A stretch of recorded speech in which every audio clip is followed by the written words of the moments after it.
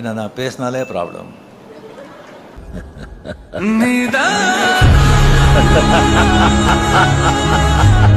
ரொம்ப நாள் கழித்து நான் தெரிஞ்சுக்கிட்டேன், நம்மளை பிடிக்காதவங்களுக்கு நம்ம என்ன செஞ்சாலும் எது பண்ணாலும் பிடிக்காது.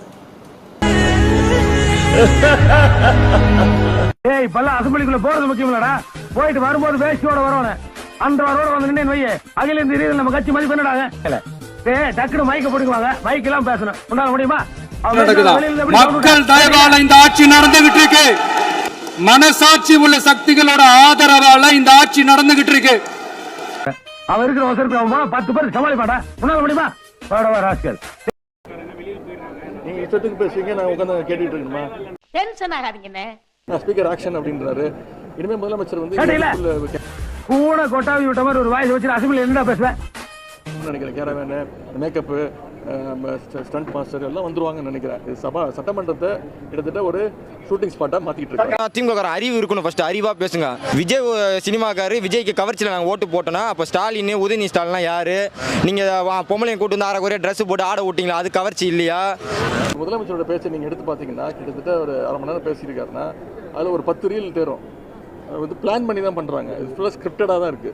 பானே ஒன்னு இந்த வீட்டில் அவன் இருக்கணும், இல்ல நான் இருக்கணும். நானே இருந்துக்கிறேன், அவர் வெளியே போக சொல். மகளிர் உரிமை தொகை 2500 ரூபா தரனாரு, அதை பத்தி இல்ல. கேஸ் சிலிண்டர் 6 சிலிண்டர்னாரு, அதை பத்தி வாயை திறக்கல.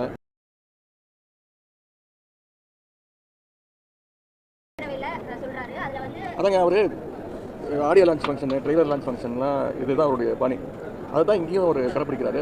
சொல்லப்போனால் சட்டமன்றத்தை வந்து கிட்டத்தட்ட ஒரு சினிமா தேட்டர் மாதிரி ஆக்கிட்டாங்க. இன்னைக்கு விசில் அடிக்க ஆரம்பிச்சிட்டாங்க. இதெல்லாம் வந்து சபையே பார்க்காது, விசில் அடிக்க ஆரம்பிச்சிட்டாங்க. இன்னும் நம்ம ஒரு மினிஸ்டர்லாம் டான்ஸ்லாம் நேரத்தில் ஆட ஆரம்பிச்சுருவாரு நினைக்கிறேன். பாட்டெல்லாம் போட்டு ஐட்டம் சாங்லாம் போடுவாங்க. இது வந்து முழுக்க முழுக்க அவங்க வந்து இந்த சோசியல் மீடியாவில் ட்ரெண்ட் ஆகணும்னு, ரீல்ஸாக போகணும்னு. நீ எல்லாம் ஜெயிச்சாங்க போனேன்னா ரோஜா கணிக்கிட்ட அடி வாங்கி செத்து போயிடுவேன். அவர் தான் பத்திரிகையிலே பார்த்து ஓடுறாரு. அவர் வந்து சினிமா ஷூட்டிங் தான். டைரக்டர் ஒன்று தேவை. இப்போ அந்த டைரக்டராக நம்முடைய சபாநாயகர் இருக்கிறாரு, அசிஸ்டன்ட் டைரக்டராக அங்கே இருக்கக்கூடிய அமைச்சர்கள், துணை சபாநாயகர் எல்லாம் இருக்கிறாங்க. முடிந்த பிறகு கூட அமைச்சர் பேசுறாரு, இதை அவை மரபுல ஏத்துக்கிறாங்க. நாங்கள் ஒரு படத்தில் நானும் தான் போய் நாங்களாம் பேசி முடிச்சுட்டு சபாநாயகர் வந்து அவை நேரம் முடிஞ்சிருச்சு அப்படின்னு சொல்லிட்டாரு. அப்படின்னா முடிஞ்சு போச்சு, எல்லாம் கிளம்பணும். நாங்களாம் கிளம்பிட்டோம். யாரு அதான் சபை நேரம் முடிஞ்சு சொல்ல முடியும், முடிஞ்சிச்சுன்னு சொன்னாரு. நாங்கள் கிளம்பி வீட்டுக்கு போயாச்சு. வீட்டுக்கு போய் டிவி போடுறேன், மினிஸ்டர் பதில் சொல்லிட்டு இருக்காரு.